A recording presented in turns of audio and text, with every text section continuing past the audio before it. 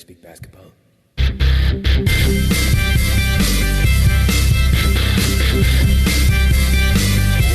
it is. It's the Confederacy of Dunks Basketball Podcast.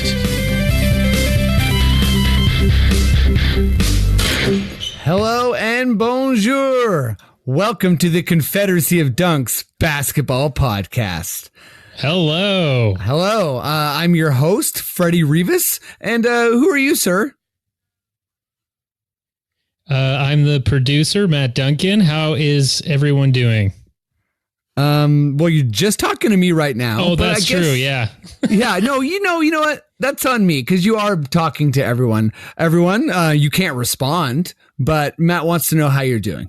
Yeah, everyone back home. We've had some, technical glitches over the last week, but we're trying to, get these remote podcasts down. I am in Newmarket now. I work at the Upper Canada Mall. And if you'd like to come by for some, muffins, you just let me know because I am the assistant manager there. Cheers. Wow. See, Matt, he's a hard worker. If you don't know him well, he cares about sound, first things first, but then at the same time, he'll check in on a muffin every once in a while. And that's what you need to be, if you're going to be an assistant manager at muffins. Yeah, so much going on in our lives. Matt's bachelor party is this weekend. Oh man, you're getting married soon. My leg is healing. We got some super fun guests on this show. But Matt, if people want to find us, follow us, help us, how are they going to do that? Well, you know what? You want to go to iTunes and give us one of those magical ratings. Thank you to those who have done it before. You also go to dunkspodcast.com. We do have all our links there on the right for Spotify and Stitcher. And don't forget Player FM. And what else do we got? Instagram, Facebook. Oh, we got it all, and, baby. We even got YouTube. And you know what? Woo. We had a bit of a surge. I think we're up over 22, 23 people now. Pretty That's exciting actually wild. Times. Yeah. That's the type of stuff that, like, I think when people are listening to a podcast and they hear, whoa, 22, like they really, they go, like they start like just like bouncing off the wall, You see that and you go, okay, I have to check in on this page for sure.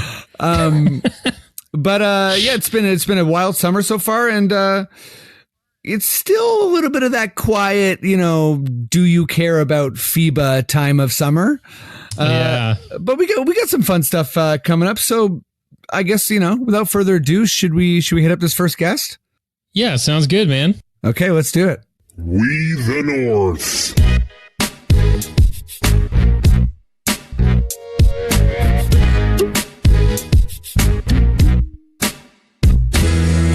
Okay, so I'm here with the first guest. So let me just tell you a little bit about him, since everyone knows me and how good my intros are. He used to live in Canada. He's now living in Brooklyn, NYC, or I guess Brooklyn's its own city, so people just kind of say Brooklyn. But he's a video editor for the Criterion Collection, which is probably right up there as far as like the coolest things I can think of. Maybe it's more tedious and it's less cool, but I'm just going to imagine it's like, they edit their videos like Minority Report style, or, something nuts. But yeah, he's a huge basketball fan. I'll say no more. Give it up at home for Daniel Reis.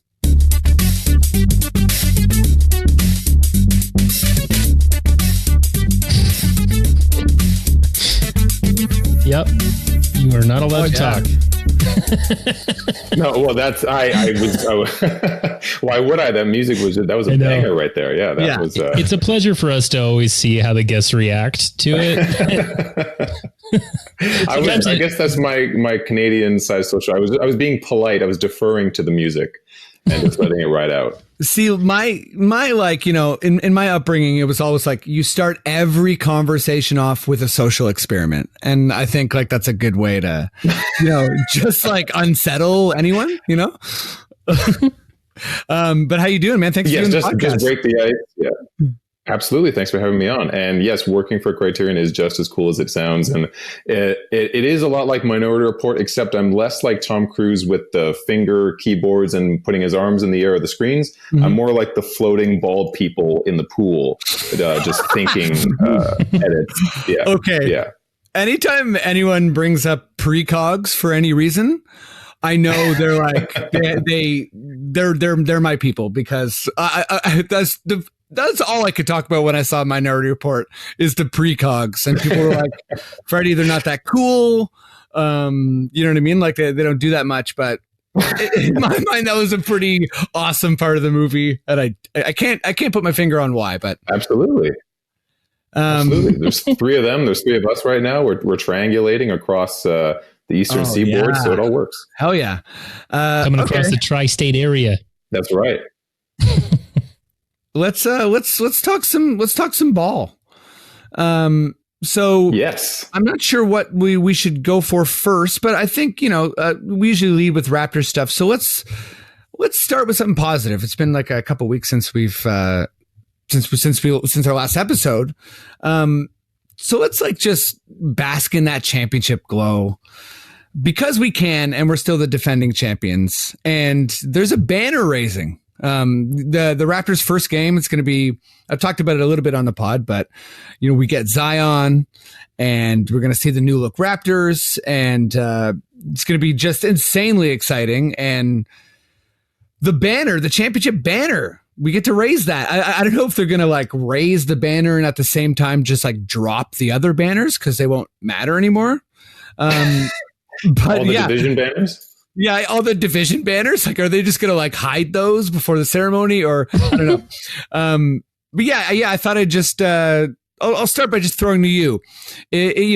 What's something that you would like to see take place at the banner raising, whether it's something you think will happen or something that won't happen but should? Well, I'll start with the banner itself. And I think that on the banner, of course, it'll say 2019 NBA champions, Toronto Raptors. And then underneath it, I think it should also say, because, especially living here in the US, following all of the American media about the coverage of the Raptors, a lot of people talking about asterisks, a lot of people talking about footnotes. And I think we should have on the banner, NBA champions, no asterisk, no footnote, no appendix. Because we won that championship without OG's appendix. That would be so amazing, and it would be such a specific joke that this is the type of answer I was looking for. If you're a hardcore Raptors fan, around the age of 30, and at some point you liked garage indie rock, you probably recognize they play Money City Maniacs, Sloan, the Sirens. Oh yeah. Every single game. And that's always a little moment where I'm like, there's no way any other arena plays that. And there's no way that any player, or, maybe there's some hardcore Sloan fans out there in the NBA, but I kind of doubt it. And yeah, no, there are. Yes. Yeah. You know what? Patrick Patterson, never underestimate him. But yeah, that's pretty Utah solid. Should play because of, Jerry Sloan. Oh, that'd be good. Yeah, I mean, I think it is. Yeah, I think it's pretty underreported that one of our young, promising players, who, especially in that Philly series, who was a tall, athletic, good wing defender, like OG, that we lost him, I think, a week or just 2 weeks right before the playoffs, and I was a little spooked by that. I was very confident in the team that they could get far, but just losing that one player at such a crucial moment, and of course, he had such an up and down season, had a lot of personal strife going on. I really felt for OG, and I hope that he enjoys the championship and gets his ring along with everyone else. And we just got to let it be known that, other teams may have had injuries, of course, the Warriors with them and other teams, but we did it without OG and without his appendix. Man, and he was still on the team. He was still on the bench. But isn't it funny that JV is still hey, I hope I get that ring. Right. He's a bit thirsty for that ring. Yeah. You know what, though? In all fairness to JV, he was a really big part of that year. And yeah, huge. You don't often hear NBA players openly be insecure. And I was kind of into it when he was no one's told me for sure, but am I going to get that ring? So, but yeah, like he's pretty thirsty for the ring. And to your OG point, man, I couldn't agree more. Like, I feel like it's probably a sweep with Orlando, probably 6 games with Philly. And I remember, going into that Milwaukee series, like holding out hope that OG would return for that series, because I kind of thought that we'd need him against Giannis. And then I actually thought he was going to return for the finals. Like, again, in my mind, it was like, even if he is still injured, he probably is so desperate to get out there and like touch the finals floor that he'll play. And I was kind of surprised that he didn't. And yeah, I think that would be a nice banner touch, because he was a huge part of our rotation. Like he was ahead of Norm. There's a good chance that Norm was benched entirely if OG was healthy. Right. And looking forward to next season, best case scenario is that I don't know how much mentorship was going on between Kawhi and between OG, but positionally, they're very similar. Physically, they're very similar. If he could have learned anything at all, gleaned anything at all, even while he was injured and just being on the bench, like watching the workouts and the practices, hopefully that can translate to something next year. Yeah, I think, a guy like him, he has like all the opportunity in the world this year, right? Especially if he can, even flirt with playing the 4 successfully, because I think there will be a lot of competition at that 3 spot if Nurse is serious when he's saying he wants to play Siakam there. But yeah, I think, I wouldn't mind. For sure. Sorry, I was going to say, I wouldn't mind seeing Siakam play some 3 with OG at the 4. I feel like that could be like a super switchy, versatile lineup. Mm-hmm. But yeah, that'd be great. I mean, we still, even without Kawhi, we still can be so switchable. So just back to the banner question for a sec here. Is there anything you think's gonna like happen? Like, is there gonna be like, is that like a Trudeau scenario? You know what I mean? Like who's all gonna be there? Like, is that you know what I mean? Is that a scenario? Well, I guess he will have to win the federal election, but Right. Well, I feel like I'll tell you someone who I do want to be there. Her or who? Sorry. Someone I'd love to be there, and this is a bit petty, I will say, is I would love Dwayne Casey to be there, because I'm thinking back to earlier in the last season when Dwayne Casey had some choice words for Toronto fans, and I'll pull it up here, and it's, I quote, we have some talking about Detroit Pistons fans, which of course he's now the coach of. We have some of the best fans, some of the most knowledgeable fans. People back in Toronto got upset, thought it was disrespecting them. But this organization has had 3 championship parades. They know winning basketball. They know what a championship looks like, tastes like, and feels like. Yeah. And I think a championship tastes like a pizza, party-sized pizza. And I think that we should raise to the rafters, right beside that championship banner, a full party-size pizza pepperoni pizza. Yeah. Because that's what championships taste like, and it'll be a good throwback to the Score a Slice program, which I was doing some research on today, and I forgot that earlier this year, and I'm not living in Toronto anymore, that there was a controversy about this change in the program, that it used to be 100 points. If the Raptors scored 100 points at a win at home, you would get a free slice. Then they changed it to a buy one, get one promotion. And that I remember in the really bad days of the Raptors, that you would be able to score a free slice even if the Raptors lost. Yep. But they changed that in 2013, 2014 to the Raptors had to win. So they keep changing this promotion, making it harder and harder for fans to get pizza. And now that we have a championship, I think they should just hang a party-sized pizza, because it's pretty much, banner shaped. Just hang it right there. But as I was doing this research today, I also saw that Pizza, correct me if I'm wrong, does not offer party-sized pizzas anymore. What? Wow. I looked on their website. There's no rectangular pizzas anymore. It's only circles that get bigger and bigger and bigger. Oh, this is some hardcore sleuthing. I'm very into this. As someone who regularly orders from Pizza, because I can get 3 different toppings on each size of the pizza. Listen, I'm not proud of myself, okay? But I can spend $22 and get a lot of toppings on a pizza, so it happens. Yeah. But yeah, I think a food component of the banner raising would really be good. And my head was kind of like, okay, everybody does fireworks. So what's something, Right. you know, kind of like explosive that we could do that would kind of like reflect, I don't know, Toronto. And the only thing I could really think of, that would like, you know, would be kind of like entertaining and also like make people laugh is if like, you know how they like project on the court sometimes? What if they projected like a streetcar, right? You know, it's going along and then it gets like stuck and the driver has to come out and like adjust the like the electrical part of the streetcar. But like when the driver's adjusting, it's just like a huge kind of like Raptors style explosion. And you know, maybe the Raptor is like the TTC driver. I love it. Yeah. That sounds great. I can picture it. A bit elaborate. Like maybe we should just stick to the appendix joke and raising a pizza, but you know, maybe raising the banner. You could raise it. You could raise the banner on a streetcar wire, and then it gets stuck on the way up. And then you have the Raptor has to come out and maybe fly out like a jetpack in order to get it up or something like that. That's I think we're both kind of like leading in the direction of the Raptors should be involved.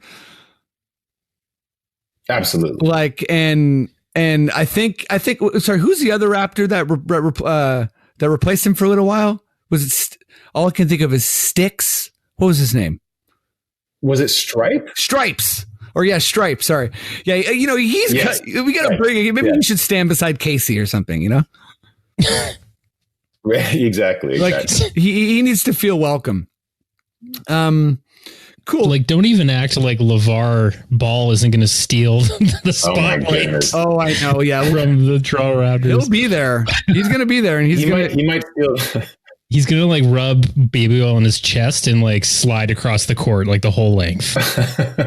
I mean, if you might take the banner and just cross it out with a Sharpie and put like Ball family. Oh God! Oh my God! Yeah, yeah. He just like he draws like a hurricane path with a Sharpie on our banner. We're like, dude, this is way too meta. Yeah. There's a lot of jokes going on. This Sharpie hurricane thing was from many months ago. Okay, let's. I mean, sorry. Does anyone have any more weird banner ideas? Because I'm all ears. No, we're good.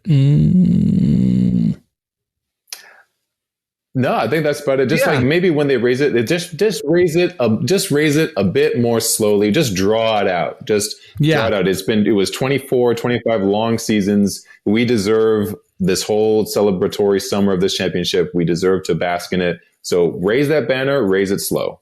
One thing I do think for the banner, which would be cool, is the normal thing happens. The banner's going up nice and slow, and everyone's like, okay, it's almost in its final spot. Then another cord pulls it to the side, goes up through a hole in the ceiling, and like gets pulled all the way to Vancouver. Like,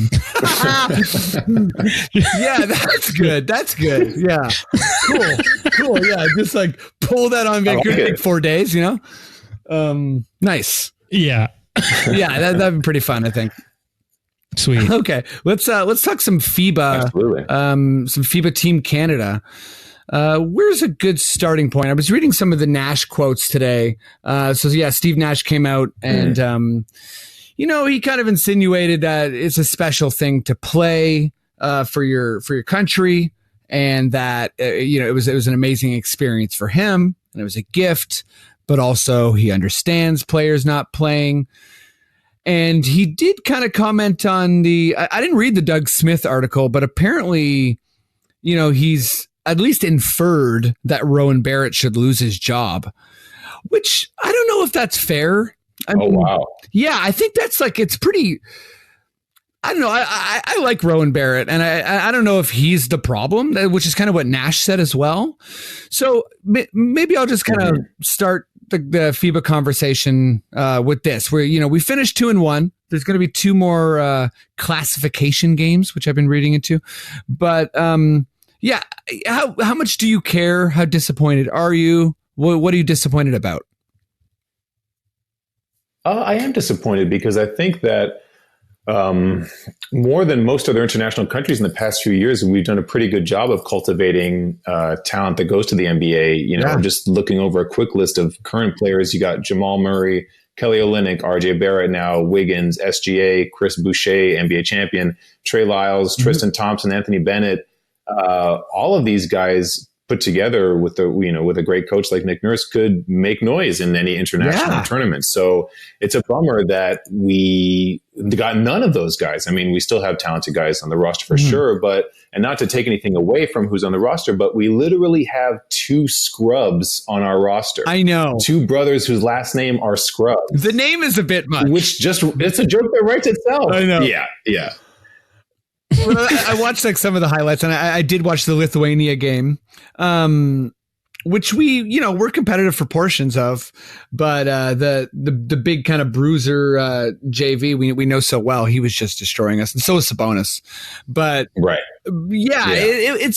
was frustrating. I was more frustrating watching the game because beyond the name Scrubs. Who's on these guys? Literally 2 guys named Scrub. Come on, that's a bit much. It's almost like having someone being named Pylon or Poster. It wouldn't be great. But it's frustrating thinking about the ceiling of this team potentially, and then just seeing us kind of get smoked, and smoked by places like Australia has a almost identical size population to us. I assume Lithuania probably has about half of our population, and it's just a matter of kind of cultivating it. And it seems let me ask you this: do you think that Canada has cultivated Canadian talent, or do you think that the Raptors have? And maybe there's a disconnect there. I think the Raptors certainly deserve credit just for popularizing the game over the past few decades, and all the big players we've had, and Vince, of course Kawhi, of course DeMar, of course Kyle. All those guys have helped to popularize it. And then I guess that's the question: on an institutional level, has Basketball Canada, have they done their share to really take that baton and go with it? I guess the answer is no, if we haven't been able to convince so many of these current NBA players to join. Yeah, this year, that's the hard truth. This year was pretty rough in that sense where, you had so many Americans not play, and obviously their, second, third, fourth, fifth wave of talent is still intense. But you did have a lot of big international players still play. Like Jokic is playing. And Giannis is playing, and Gasol, who just won a championship with us, is playing. So there was a couple people, one guy that early on where I was like, oh, that's interesting, was Jamal Murray, who just signed a really big contract. So he is totally set. And when he didn't play, or a guy like Wiggins, you know what I mean? I know there's been the history with Wiggins, but he also, he's right in the middle of earning a ton of money. So if you're a rookie or you're in a contract year, I kind of get it. But so there's some kind of disconnect there. And maybe it has something to do with FIBA. I think the scheduling really didn't help us. But it's one of those things that there's not really a silver lining to, because the result is that we have to play these classification games. I think one game's against Germany, and the other one, maybe it's Nigeria. And, we basically have to win this tournament that's going to be going on at the same time as the playoffs next year to make the Olympics, where theoretically all of the big names would come out. So it's a bit bleak, and it's a bit odd that we're going to have the most NBA players and potentially not even be in the Olympics. Or sorry, besides, I agree. It's it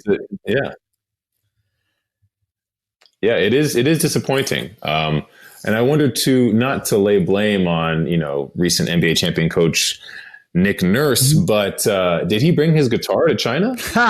Yeah. Oh wait, are you saying so. He brought it and then people didn't come? Or maybe he didn't. Right. Or maybe he didn't bring the guitar, and that's why they didn't make it further. That's fair. I'm pretty sure he smashed like 7 guitars with all the cancellations on that team. Let's be real though. That's how he starts every practice. If Nurse was out there like riffing, and I mean like riffing, just strumming away, I don't think anyone goes to sleep because they're just rocking out. And you know what I mean? Like, I think they just crush whoever they play. Just be like inspired by Nick, you know? Absolutely. That's his version of the, Casey's Rock. His is just, oh my God. He has to smash a guitar every game. Yeah. Yeah. What else is to be said about Team Canada? Like, I'll be watching these classification games and it's disappointing. And I think what's odd for me anyways, is that like you brought up, when I first kind of posed the question, is it flies in the face of this immense, movement of Canadian talent. Like, there's still a lot of young guys coming up too, like Barrett and Brissett, who almost played on the team, and just it seems like we're stacked. So it's weird to see us hyper depleted, and that's no, slight to Kevin or Pangos and Melvin Ejim and guys who are good players, but just not in the NBA.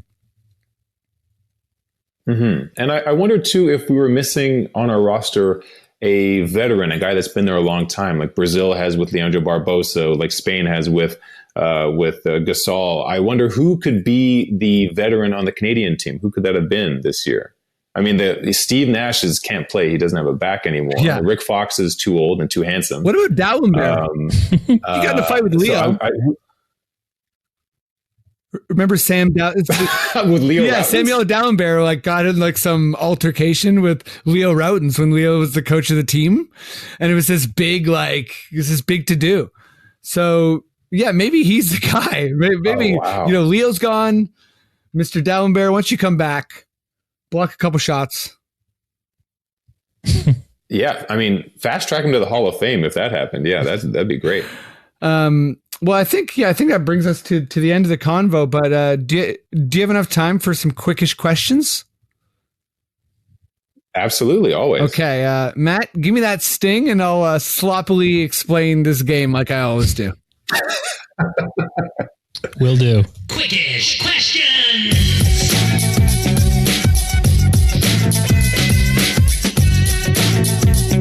Quickish Questions! Oh yeah, baby.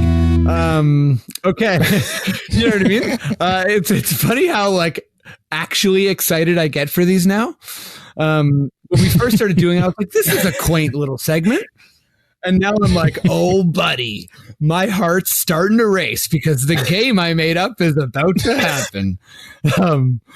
Yeah. all sorts of dorkiness and dweebishness going on over here. But okay, so I know you've heard the pod before, but just a quick clear rundown for me. I'm gonna ask you these questions as quick as I can, and there's gonna be some stuttering. There's probably gonna be some stumbling. Maybe I'll read something that's supposed to have a question mark, without the right inflection. But that it doesn't matter. You have to answer the question as quick as you possibly can, and the only right way to do the game is to answer fast. You ready? I'll do my best. Okay. Yeah. Here we go. What matchup are you most looking forward to? There you go. Already messed up. What matchup are you most looking forward to seeing this season? Any team. Any team or players? You know what? It's a pretty open question. So, yeah, players counts if that's what you're thinking. Yeah, I would love to see Pascal just really take the next level and just take it to, I guess, Giannis. Why not? Oh yeah, I love that. Or just any other guy in a similar position or skill. I mean, I think he's just going to get better and just throw down. So take it. I love it. Just a little side note. I actually cannot wait to see him guard Kawhi. Oh my God, that'd be great. Okay, so next question here. This one, yeah, it's tough to even really think about seriously because I just want it to be an automatic yes. But will Kyle Lowry be an All-Star this season? Yes, that's a lock. It's a lock, right? It's got to be a lock. He's our Kyle. Yeah, He's so It's a good. lock. Okay, less of a lock. Will Carmelo Anthony play in the NBA again? Yes, I think so. Yes, but where? I mean, who knows? They're apparently the Nets, so he might be playing a few blocks from where I'm living right now. I might have to go out and see Melo. I mean, let him play with a hoodie to suit him up, whatever. Yeah, bring him home. Yeah, I'm sure some advertiser would be into that. You know, the NBA is going the way of putting ads on jerseys, so give Melo a hood for Pete's sake. Yeah. I mean, but why don't make him a billboard? Just put more ads on him. Like now Alibaba owns the Brooklyn Nets, so just get him. Wow. That's a big deal. Yeah, the CEO of Alibaba bought the Nets. Yeah, that was huge. That's pretty cool, actually. I mean, like I don't know if he's cool, but it's cool in general. Prokhorov was kind of like a shadowy figure. He was like a James Bond. He really was. And I remember being like, how'd that guy get rich? And it's like Wikipedia was like newspaper magnate. Right. Like, okie doke. Right. Well, Daniel, that's It was just like section redacted. yeah. But yeah, Daniel, that's it for the convo. That's it for the this part of the pod. Thanks so much for doing it. I appreciate it. Thanks so much for having me. It was my pleasure. How can people find your work? How can they follow you? Where should they check you out? They can subscribe to the Criterion channel, which is available in Canada. It's in the US it's $10.99 per month. In Canada, that's around $14.60 with the exchange. It's the one of the best places, if not one of the only places, to get Criterion films online. And you can start streaming Hoop Dreams, which is probably the greatest documentary of all time and probably the greatest basketball film of all time. I think so. You can watch that and keep an eye out for keep an eye out for some original content that I'm editing, interviews with filmmakers, actors, all types of amazing people. And also, we're still doing Blu-rays because people still love discs. Sweet. So, but check out the Criterion channel. You can subscribe to it today. Awesome. Well, Daniel, thanks again so much. And we'll put your social media up on the posting of the pod. And everyone, go subscribe to Criterion because quality matters. Oh, sorry, I don't know. They probably have a better slogan than that, but that's what I went with. No, we'll take it. All right, see you later. We'll take it. This is Adam Silver.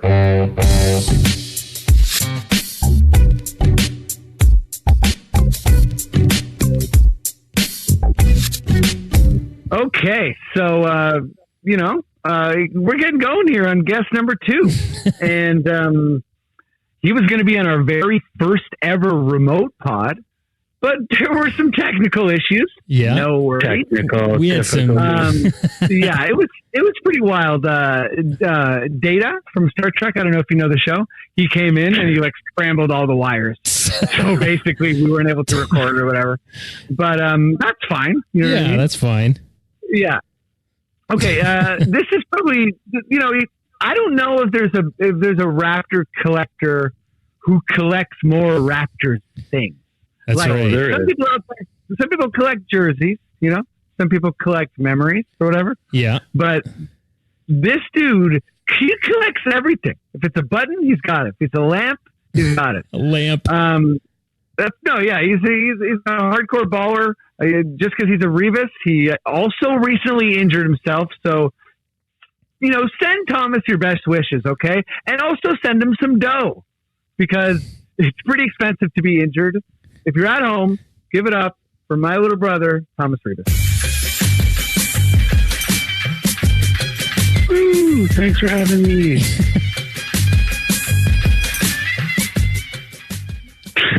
Yeah. What's up, buddy? How you doing? What's up? I'm laid up. Yep, I got injured. That's what we do in our family. We get injured. We're all good at it. We're all good at getting injured. But you all wasn't playing b-ball though. I didn't keep that going.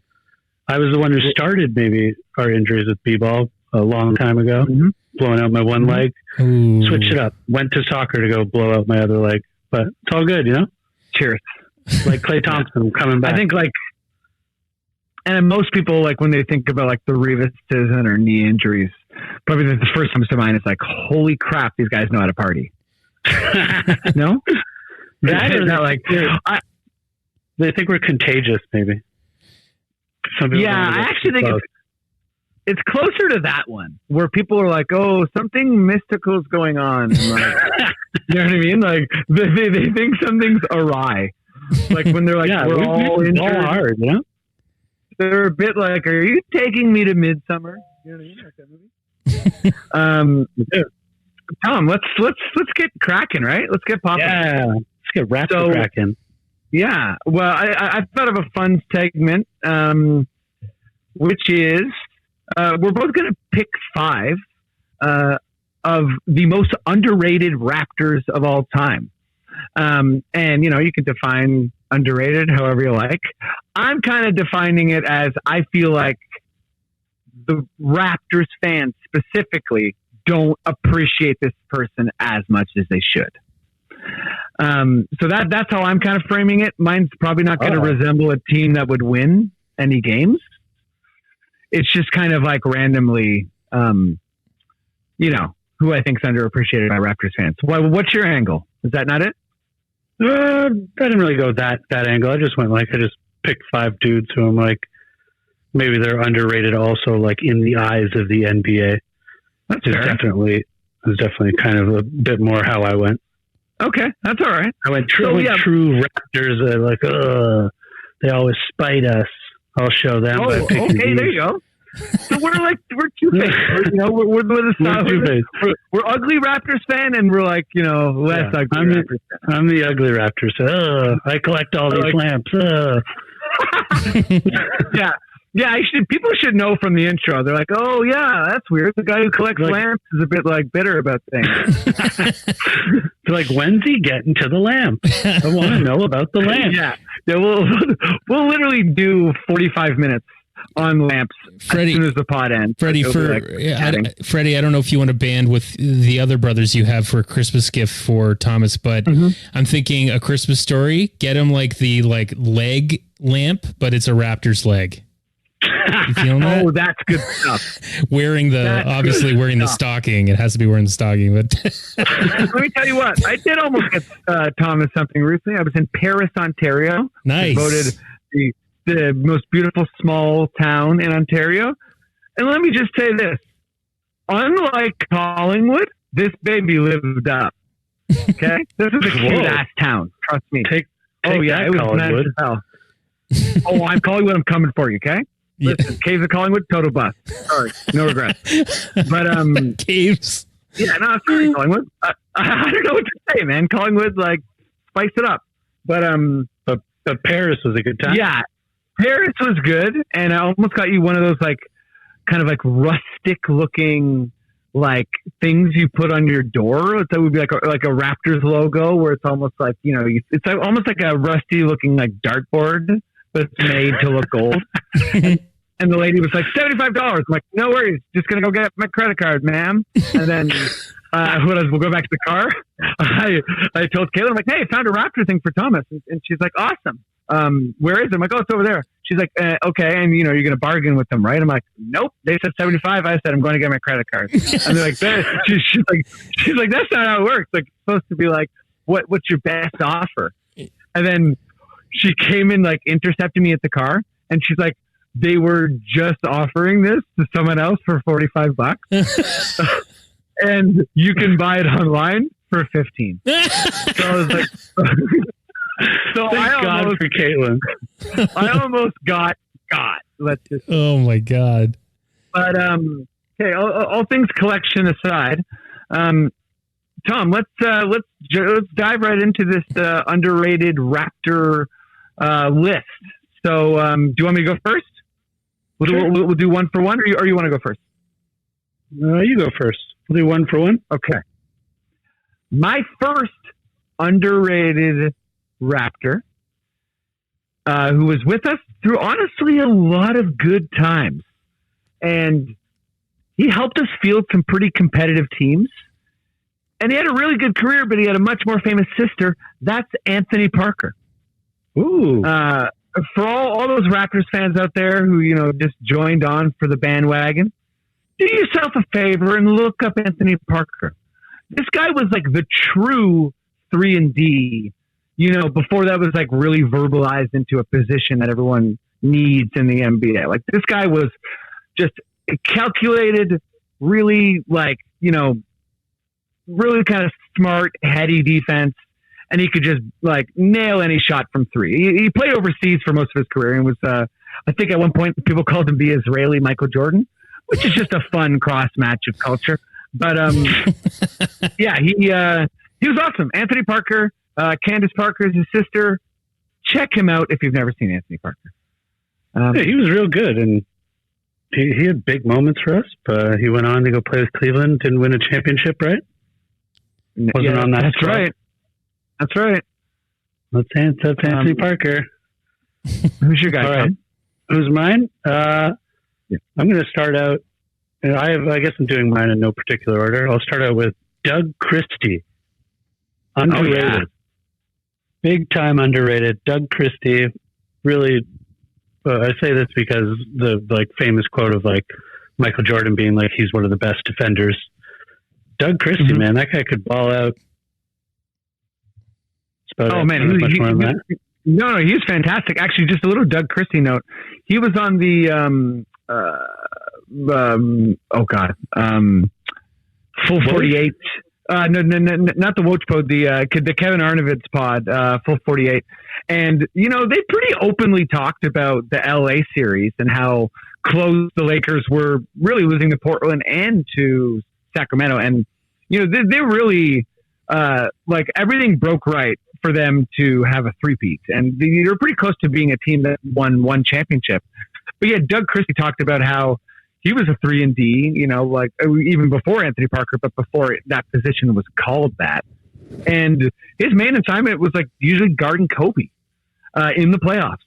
So he was a big-time defender and in one of the most important positions to have a lockdown guy like that.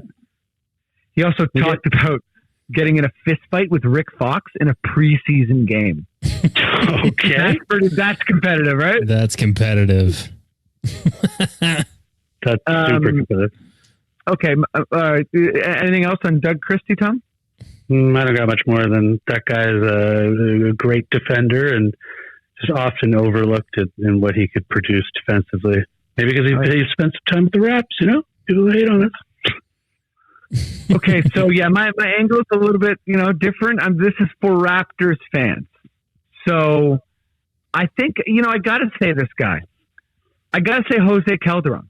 He's our all-time assist leader. He played so many competent years for the Raptors. Never really like a guy that was going to threaten to be in the All-Star game.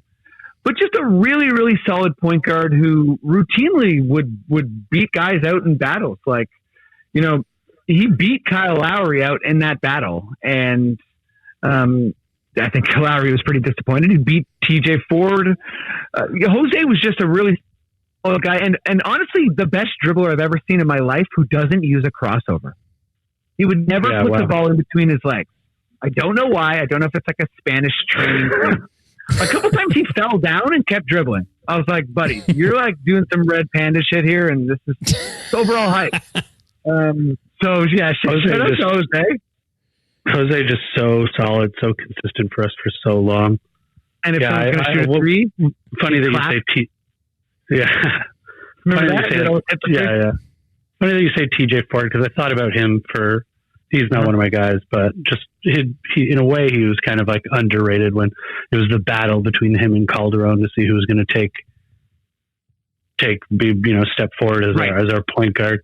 And then he got that injury, and then things kind of just like were never the same, obviously, because it's like a neck injury. So in a way, he was underrated in a way because it's like, what could he have been for us? Mm-hmm. But my player, my next one, who's your number two? Yeah, Chris Bosh. Underrated. Oh, yeah. Wow. Chris Bosh, super underrated.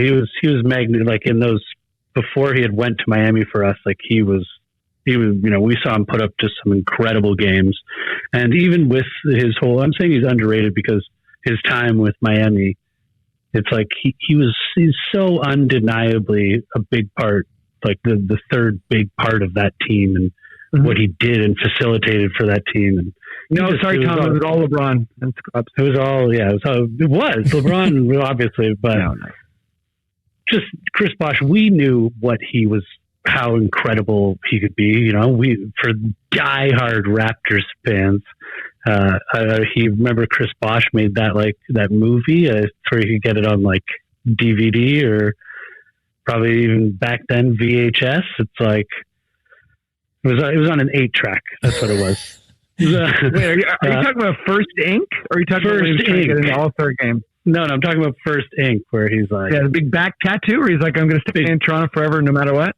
Yeah, and so it's like we were all hyped. We know the potential of him, and then when he went to Miami, it's just even through the whole time of his tenure there, he was just criminally underrated, I thought. Yeah, I know. I mean, just like all jokes aside with Bosh, like how amazing are you if you're just like a beast on offense, you know, really improving your game every single year. Then he was like the ultimate example of like how to sacrifice. Because I think a guy like Dwayne Wade was like, yeah, you know, like I'm sacrificing. But then you saw in sacrificing by sharing the stage, you know. But Chris Bosh really was like, I'm going to take like 7 less shots, going to get more rebounds, be more active on the defensive end, and we're going to win. That's right. And it was only really when Wade said, okay, it's LeBron's team in year 2 when Miami was like absolutely just started like thrashing the league, particularly on defense. And you know, Bosh he has a signature play in one of the most famous shots of all time. Like if you watch how he got that rebound and dished it out to Ray Allen for the 3, it's just such a huge rebound in such a pivotal moment of a game. And it is just a massive, massive clutch play. So I'm with you all the way on Bosh. I mean, I hope Raptors fans appreciate him, but yeah, I'd agree with you that the heavy majority of the league does not give Bosh the respect. Although, just to kind of devil's advocate, both of us, people are debating him for Hall of Fame. So, you know, I think he's not totally underrated. Like people know. No, totally. I was just kind of even saying more at the time too, when we knew as Raptor fans, like, you know, we were wanting to put our franchise around this guy. Like he was incredible. And so for him to be like the third banana and people being like, oh, he's not putting up the numbers. It's like, man, we know what this guy's capable of. Yeah, he's a winner. Goddamn winner. Okay. I'm going to move on to my third, which is Terrence Ross. So, I feel like I heard the collective groan of everyone who's ever listened to this podcast. I tried not to groan right there. I was for sure going to groan. I heard it. Here's the deal. Ross not only ignited the like championship acquisition period for the Raptors, you know, we don't get Ibaka without Ross. And he's not even eligible for that trade if he doesn't like slowly improve his game and become a 3-point marksman. Like he had a really good year for Orlando and he had a good playoff series against us this playoff run. And I think Ross was he was always a 2 and he got drafted by the Raptors and he had to play the 3 and he's kind of thin. And because of DeMar, he had to play out of position. And, you know, it was always kind of a lightning in a bottle scoring guy. And I think Raptors fans... Were you at that game? Were you at his 51-point game? I was not. But that game, yeah. Any Raptor fan, obviously, you know, the record has been... Wait. Did anyone pass the record? Or is Ross... DeMar got 50. No, sorry, DeMar has it. 52. But sorry. Yeah, you know, Vince Carter and Ross both got 51. And Ross's 51 is downright nuts. Because, like... contextually, it's even crazy. Like he is only going off because DeMar got injured, I think maybe at the night or 2 nights before. So there's not even really any set plays. So the coach was clearly like, Ross, I don't know what to say. Just pop off if you can. And boy, oh boy, did he pop off. Said. Yeah. Like in most huddles. Just wrote on the whiteboard, like, pop off. Pop off. Yeah, like and like if you can, you know what I mean? Pop off, semicolon, if you must. Okay, Tom, who's your third guy? My third guy, I'll say the banger, T-Mac. T-Mac. T-Mac was underrated because I got to call you out. How in the hell is T-Mac underrated in any way? he was underrated maybe by Raptor fans in thinking that Vince was the way forward. That's fair. T-Mac was obviously went on, and now you look back and like, oh, T-Mac, how could he be underrated? Look at it, he was amazing, and it's like, yeah, he was amazing, and that's why he was like, why am I not being valued as amazing? You're all hyped about this guy. I'm going to go on to win a scoring title. He won a scoring title, right? T-Mac, yeah, I think he won too. Yeah, you look that up. Here, I'll look it up. You keep talking, son of a bitch.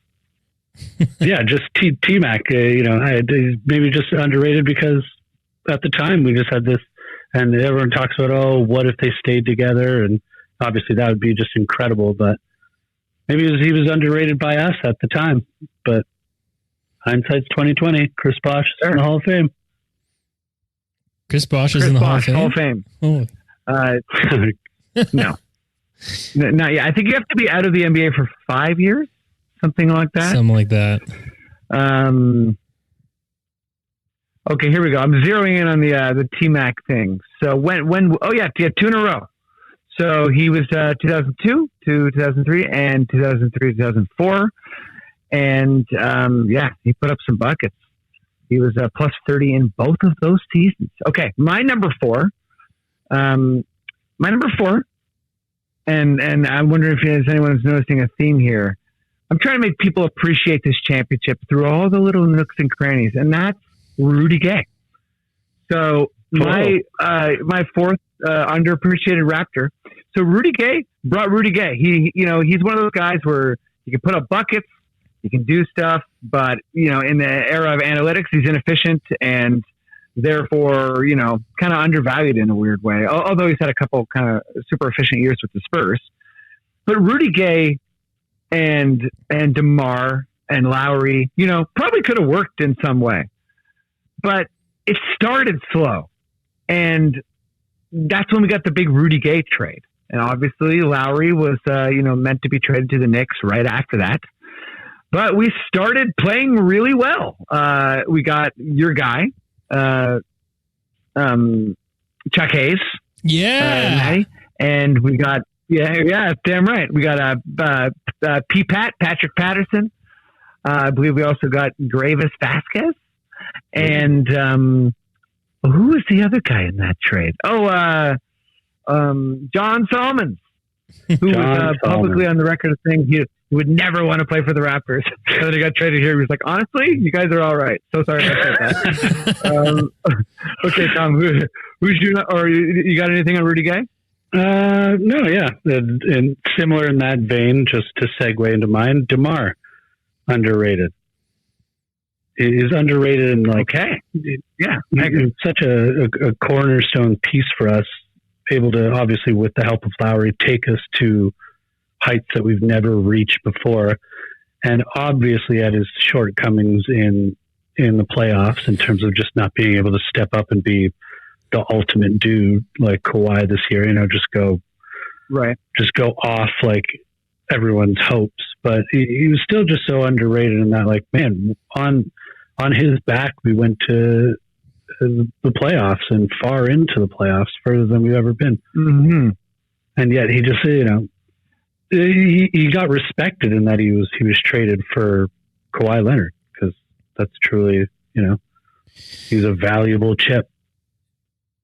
Do you guys think 100%. like, I mean, because it sounds like we're getting a little emotional again about DeMar, which I love, but, like it's funny with, like, I haven't really paid much attention to Jalen Rose really until like he's had these really hot takes and lately, and it's been kind of interesting to see how they've played out. And he said some good stuff, but like he recently said that we have to like raise Leonard's jersey just because he because he got us a championship. But like, one thing I'll say about it is what I hate about that narrative is that it's also saying that like you guys were never supposed to win. You're this goofy thing in the NBA where you're the one Canadian team. You know what I mean? Like, yeah, I hear you on that. Right. Jalen Rose is just the ultimate hot taker, but he's fun. yeah, I mean, I generally really like Jalen Rose, and I do think we should retire Kawhi's jersey. I just have a weird specific thing as a Raptors fan where the order of retiring really matters. yeah, I agree with that So too. I think unless it's Lowry or DeRozan first, Yeah, I will be upset. yeah. Straight up. Like it can't be Like, Kawhi first. That absolutely not. And Yeah. I think age-wise, it makes sense that it would be Lowry. yeah, If Gasol like threw us the bone and was like, I'd like to retire my jersey with you guys, I'd be like, sure. But like now that we won a championship, like that is the benchmark of success. So Yeah. that's what you have to honor. yeah. So Okay. to me, it even makes it easier to not retire Vince because it's like, Vince, we never even made to the conference finals with you. Like it was Yeah, a good time. you were Like- part of our launching pad, but yeah. Yeah, totally. you guys okay. get me. Let me- I'll probably be like retiring, like Danielle Marshall, Pops Mintz Bonsu, Zan Tabak, Keon Clark, and Turkle. and Thomas, Turkle. are you reading my list of underappreciated players or what? Okay, let me finish off here with number 5. So my number 5, I actually was going to go Danny Green for some of the same stuff we're talking about. I think that he got lost in the narrative so many different times this season. And anyone who listened to this pod, post championship, I couldn't stop talking about how underappreciated Danny was. People focused on his bad shooting, and he hit like 25 threes in the playoffs. And he also was like at worst, our third or fourth most important defender throughout the playoffs. And there was never a situation where you couldn't play him. Yeah. So Danny was my guy, but sticking with what I'm sticking with, I'm actually going to say Kevin Willis because Kevin Willis. he's such a fun throwback player who had a really, really successful career, mostly with the Hawks, I believe. But, he just had a bag of tricks and he had really short arms, which is kind of weird for a basketball player who's a big man.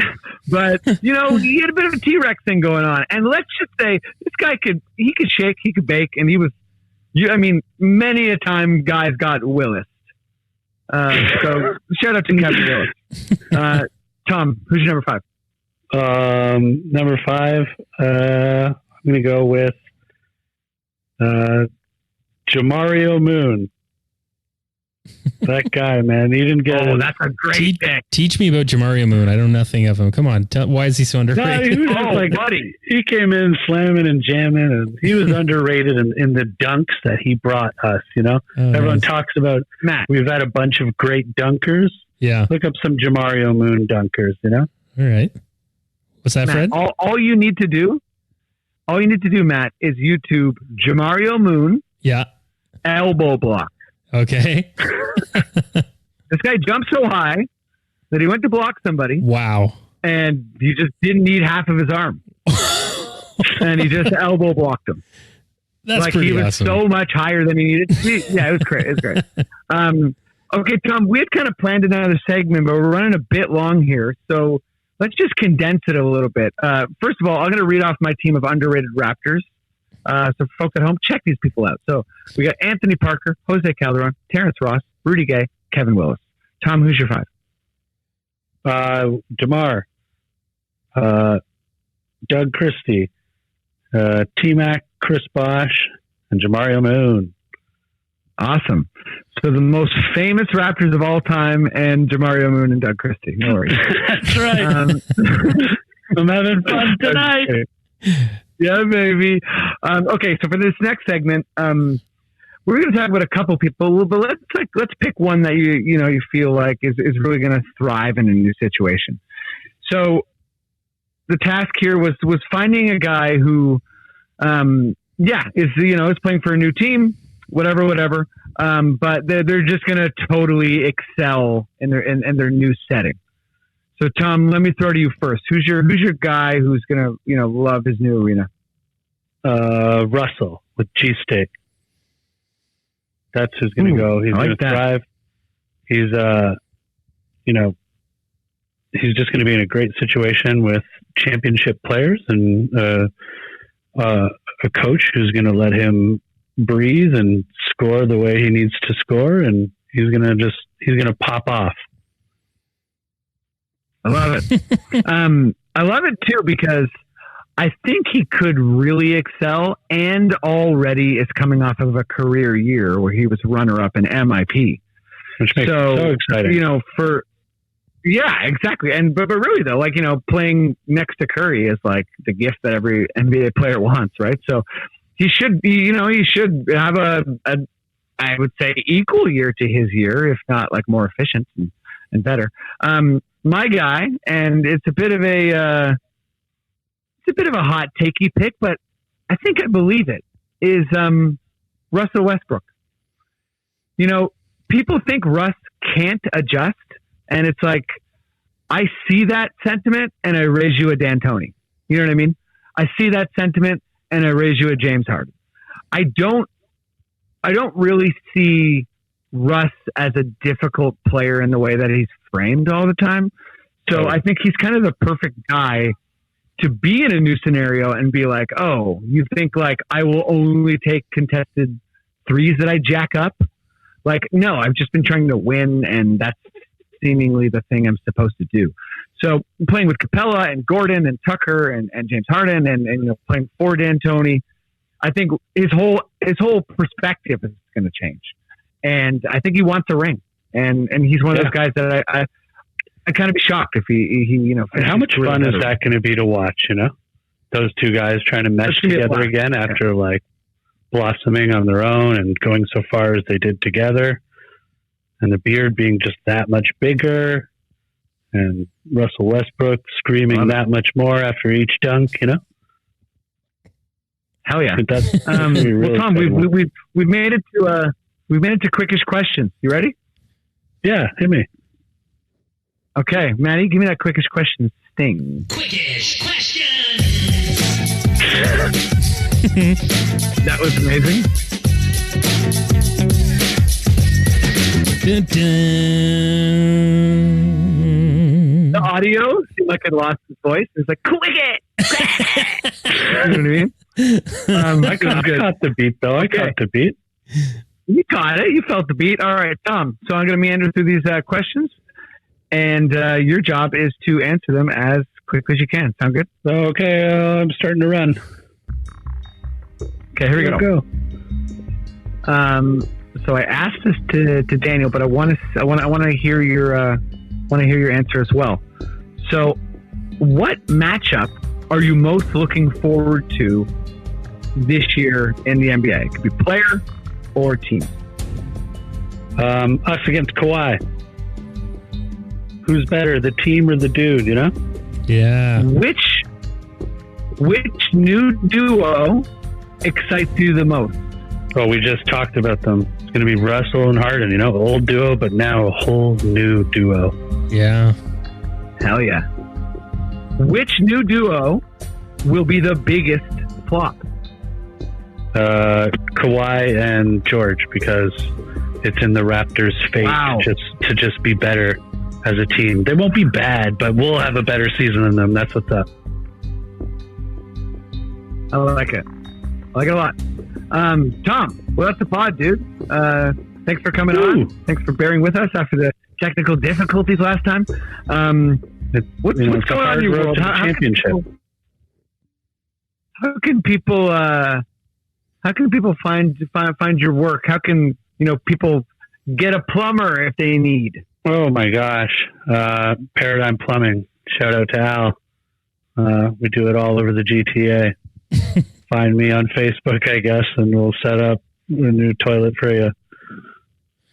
Sick. Hell yeah, Paradigm Plumbing. Beautiful. Tom, you're a wise man, and I appreciate you doing the pod. Hey, lots of fun. Go Raps go! It's so close to the season starting. I can't believe it. Preseason's going to start before we know it. We're almost.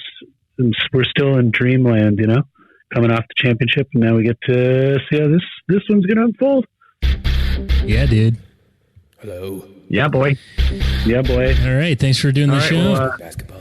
All right, adios, See you amigos. later. Thanks, man.